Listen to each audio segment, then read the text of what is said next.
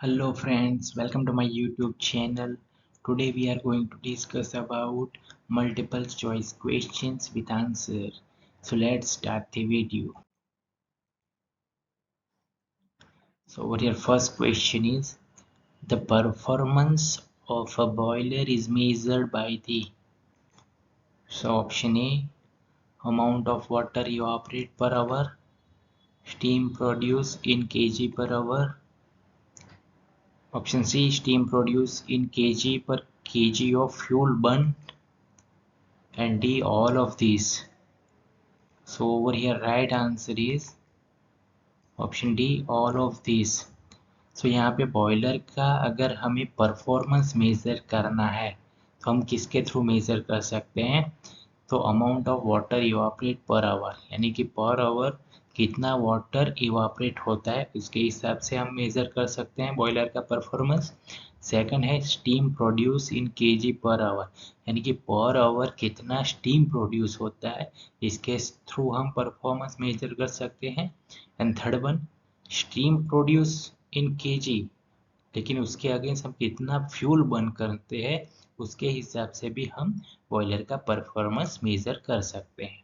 Right, तो ये तीनों कंसीडर होंगे किसके लिए, बॉयलर का परफॉर्मेंस मेजर करने के लिए. So over here right answer is all of this. Next question is, all steam engine works on, option A, zeroth law of thermodynamic, first law of thermodynamic, second law of thermodynamic, and none of these.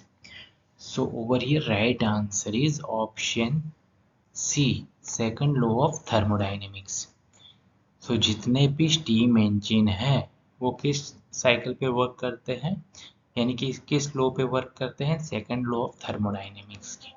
Right, तो ये zero law of thermodynamic, first law and second law of thermodynamics के बारे में मैंने एक particular video बनाया है, तो वो आप देख सकते हो. Right, the actual power generated in the engine cylinder is called, so option A, indicated power, B, brake power, C, frictional power, and D, none of these. So over here right answer is option A, indicated power. Right, so यहाँ पे क्या है, engine cylinder के inside जो भी power generate होगा उसको हम इंडिकेटेड पावर बोलेंगे. Right, next question, the actual power supplied by the engine crankshaft is called,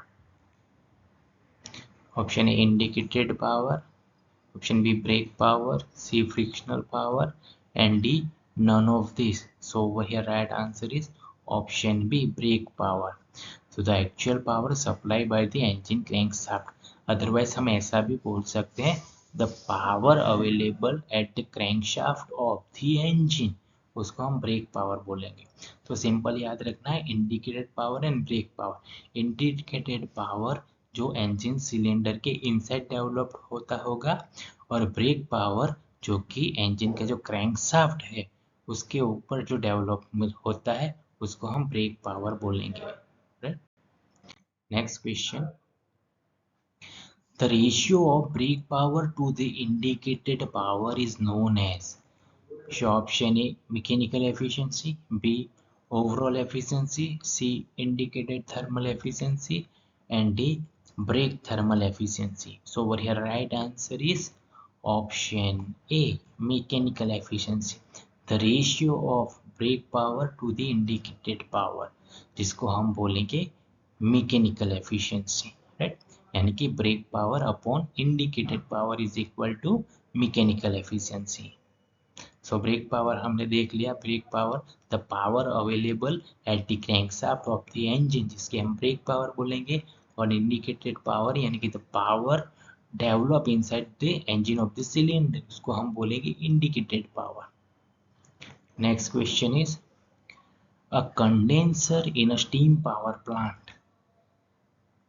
तो option a, increase expansion ratio of steam, reduce back pressure of steam, reduce temperature of exhaust steam, and last one option D, all of these.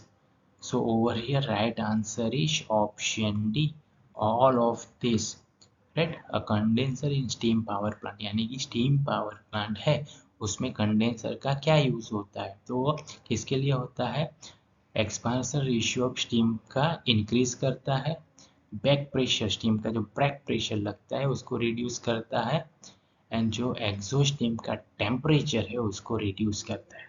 कौन, condenser. Condenser it is a one type of heat exchanger कहा जाता है, right.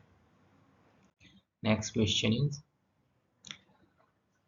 a condenser where circulating water flow through the tubes which are surrounded by steam is known as,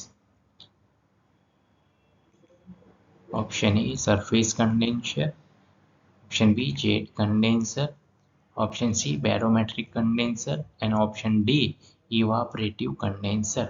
So over here right answer is option A surface condenser. So condenser में यहाँ पे क्या है, circulating water flow through tubes, यानी कि tubes के inside क्या पास हो रहा है, वाटर, एंड उसके सराउंडिंग में क्या है, स्टीम है, राइट। यानी कि एक सरफेस क्रिएट होता है, क्यों, क्योंकि ट्यूब है, ट्यूब में से वाटर पास हो रहा है, और ट्यूब के सराउंडिंग में, यानी कि ट्यूब के ऊपर क्या है, स्टीम है, इसलिए उसको सरफेस कंडेंसर कहा जाता है। Next question is, which of the following is required for a steam condensing plant, यानी कि स्टीम कंडेंसिंग प्लांट के लिए क्या रिक्वायरमेंट है। So option a condenser, b condensate pump, c air extraction pump, and d all of this. So यहाँ पे उसका answer रहेगा option d, all of this, right.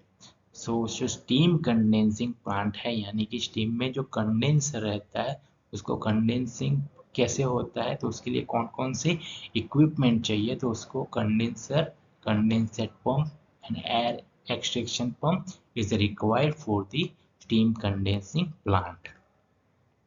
Next question is, a vessel into which the steam is exhausted and condensed after doing work in engine, cylinder or turbine is known as, option A steam condenser, option B steam boiler, C steam preheater and D economizer.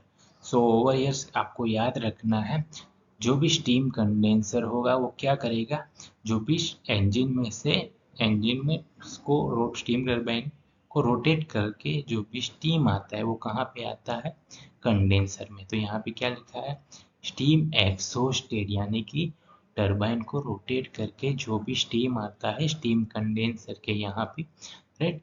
तो उसको steam condenser क्या करता है, condense करता है, condense यानी कि जो भी स्टीम होगा वो उसका हीट किसको देगा, वाटर को देगा, और स्टीम कंडेंस हो जाएगा, यानी कि steam converted into liquid, right. उसके बाद उसको आगे भेजा भेजा जाएगा, राइट। तो स्टीम कंडेंसर का बेसिकली यही फंक्शन है कि जो भी एग्जॉस्ट स्टीम आता है उसको कंडेंस करके वो स्टीम को कन्वर्ट करता है लिक्विड में, राइट।